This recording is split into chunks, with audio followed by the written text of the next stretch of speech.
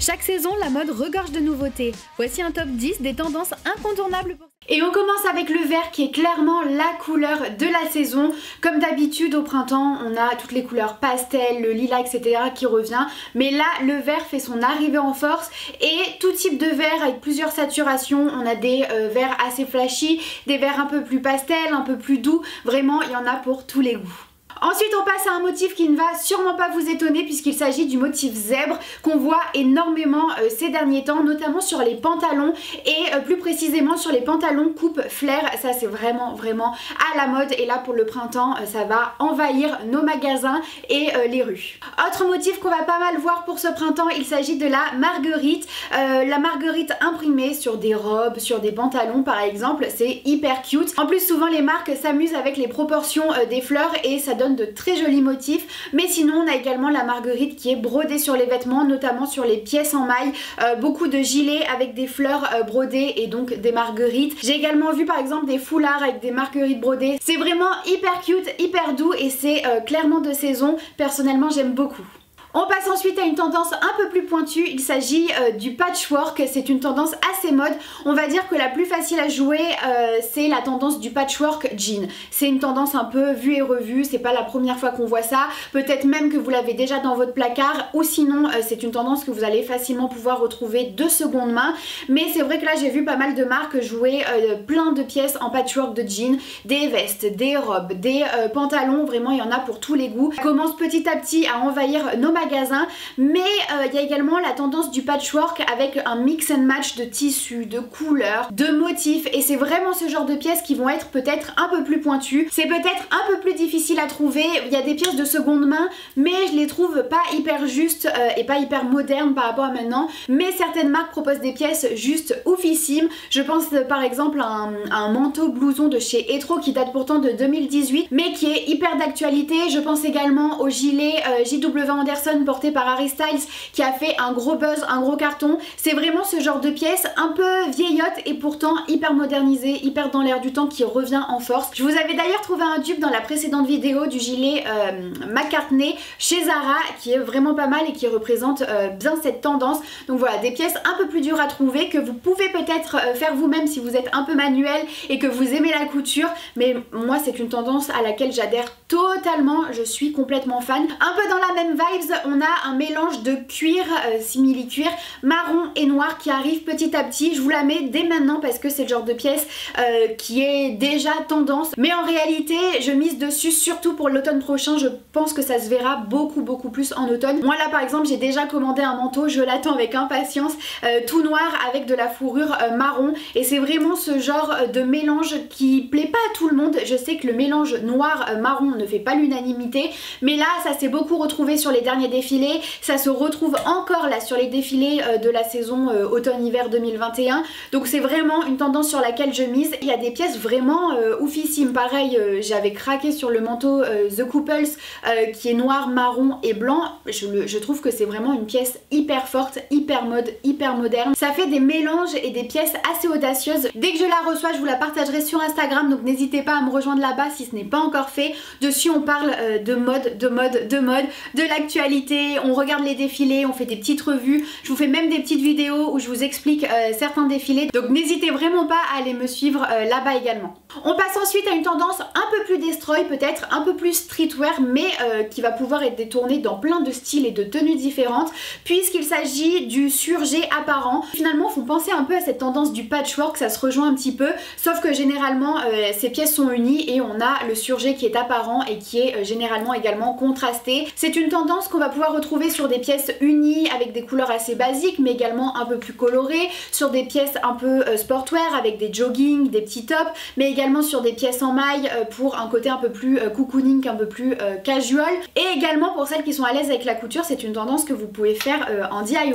On passe ensuite à une tendance chaussures que vous n'avez pas pu louper, j'en suis certaine, puisqu'il s'agit de la Babies à talons et plus précisément la Babies de la marque Nodaletto. Nodaletto est vraiment la marque qui est arrivée en force là pour ce printemps, mais pas d'inquiétude si vous n'avez pas envie de mettre ce budget dans des chaussures.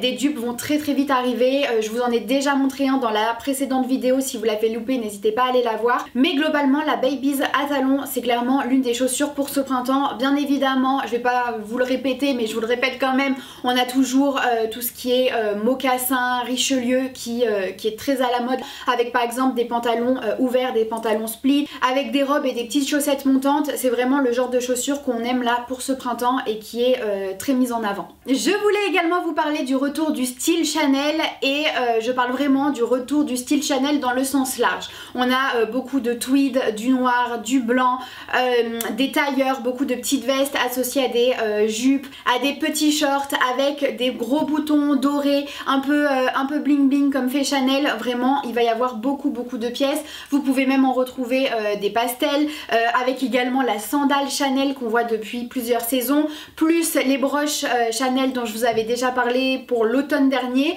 C'est une tendance d'ailleurs qui est restée assez discrète mais qui est assez pointue, assez mode, et je pense toujours qu'elle est sur le devant de la scène. D'ailleurs n'hésitez pas à aller voir sur les sites de seconde main si c'est une tendance qui vous intéresse. D'ailleurs si c'est une tendance qui vous intéresse, n'hésitez vraiment pas à aller voir sur les sites de seconde main, on en retrouve pas mal.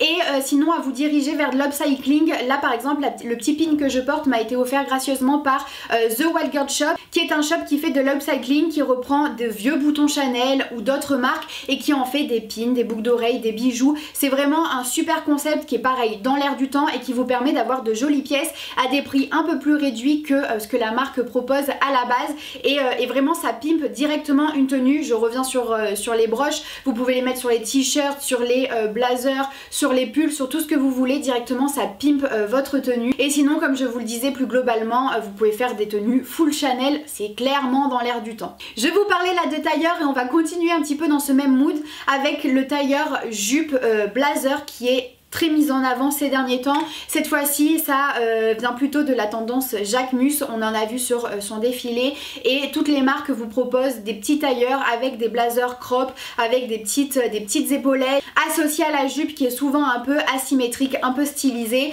Généralement ce genre de tailleur est joué dans des couleurs unies, du vert, du bleu, des couleurs pastel, pour des pièces hyper printanières. Et d'ailleurs pour compléter le look n'hésitez pas à mettre des petits foulards dans les cheveux, pareil c'est le genre d'accessoire qui est ultra tendance là pour ce printemps. On va ensuite parler des pièces en maille, c'est une continuité des tendances de cet automne et cet hiver.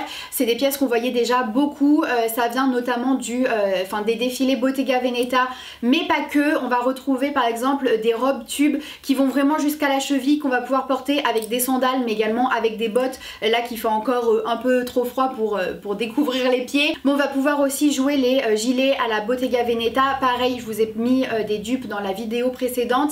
Et également on a un gros retour de la combi short. Tous les printemps, été, on a des combi shorts, mais là je trouve que particulièrement il y a un réel retour de cette pièce qu'on va pouvoir jouer en maille avec par exemple un trench, des bottes, twisté pour un look un peu plus printanier. Mais c'est clairement une tendance qui va continuer pour cet été avec des petites sandales, un petit foulard. Vraiment la combi short fait son très gros retour, et notamment comme je vous le disais la combi short en maille qui est une pièce assez facile, assez simple à porter, mais qui est une pièce forte là pour ce printemps.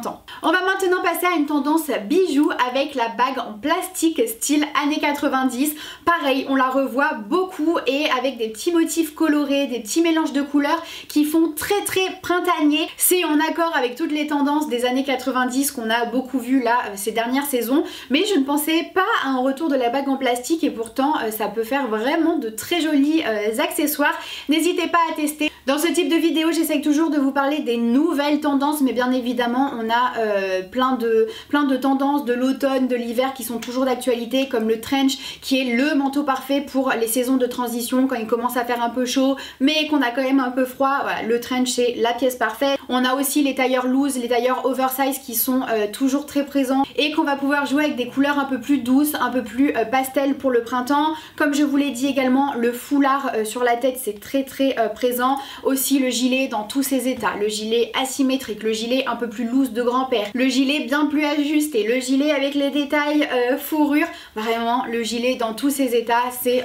une forte tendance. Pareil on peut toujours mentionner le pull sans manches de grand-père qui est un peu plus discret mais qui est toujours là. Enfin vraiment n'hésitez pas à aller voir mes anciennes vidéos tendances, ça reste toujours d'actualité. Donc voilà, j'espère vraiment que cette vidéo vous a plu. Si c'est le cas, n'hésitez pas à mettre un petit pouce bleu pour me le faire savoir et pour m'encourager. Vous pouvez vous abonner à ma chaîne si ce n'est pas encore fait. Je suis également présente sur tous les réseaux sociaux, donc je vous attends nombreux. Sur ce, moi je vous fais plein de gros bisous et je vous dis à très vite pour une prochaine vidéo.